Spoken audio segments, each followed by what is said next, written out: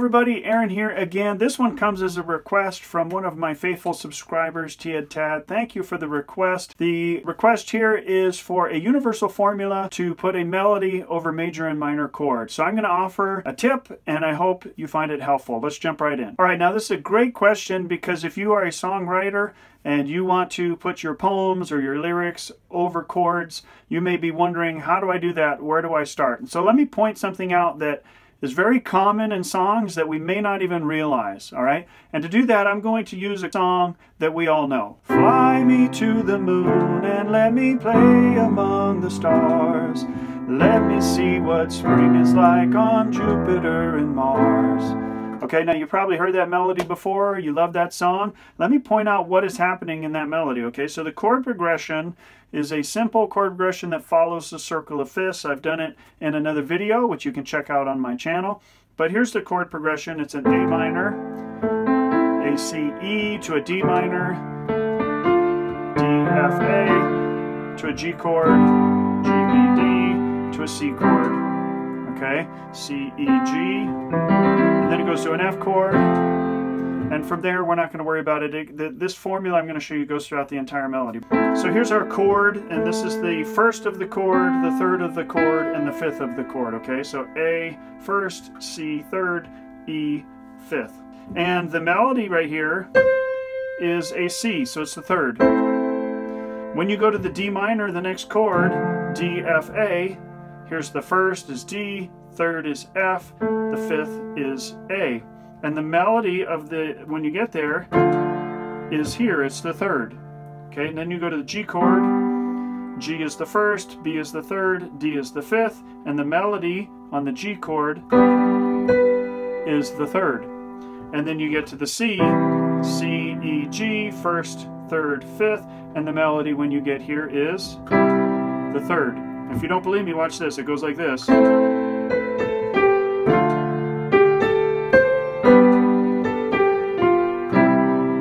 Okay, so what we're doing is we are connecting thirds. We go from that A minor chord and we play the third, and we're headed here to this F for when we get to the D minor. And so what we're going to do is we're just going to walk down so that by the time we get to the F, we're playing the D minor chord. Okay, so it's like this.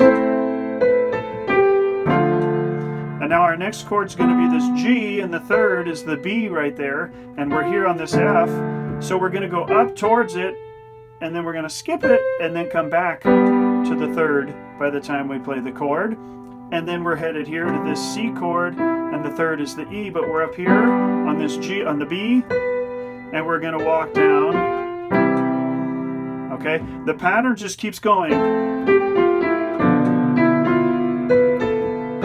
That's the third. That's the third. So you're basically just connecting the thirds. You're going from the third of one chord to the third of another. So if you want a universal formula that you can use that will create a melody over any chord progression, it's a great place to start by looking at the thirds and then going between them, seeing what you can do. So let's look at an example. So a common chord progression, we'll do 6, 4, 1, 5.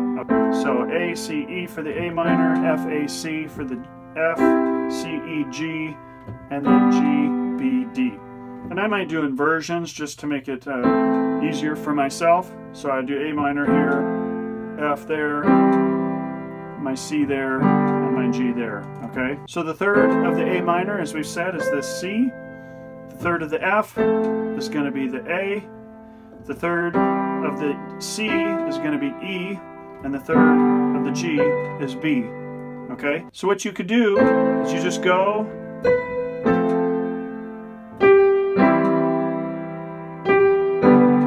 and it's always good to favor notes that are in the chord when you're moving between. So if you can connect them by, and you could go up there to the E, to the B there. Okay, let's move it down.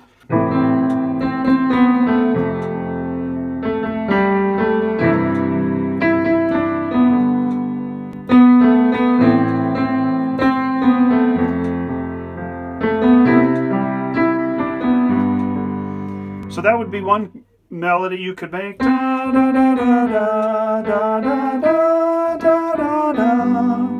Okay, that's just connecting the thirds through that chord progression. What you can do if you want to change it is you may go to a different chord degree on, say, the ending, right? So da da da da da da da da da da. You go to the 5 there on the G instead, and that creates a little bit of variety.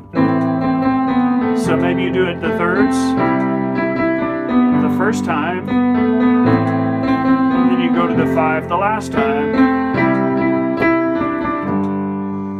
Okay, let's look at another chord progression so you can see how this would work in a different chord progression. So we're going to do 1, 5, 6, 4 is a very common chord progression, and we'll do it in B flat.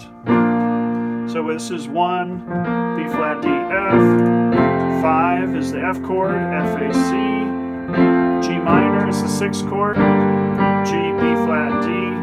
And then 4 is an E flat chord, E flat, G, and B flat.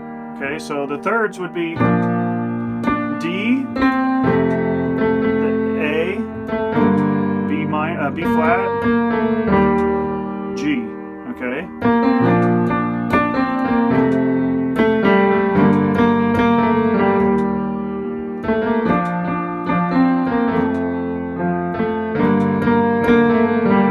You can also change and go up into a different register. You can go.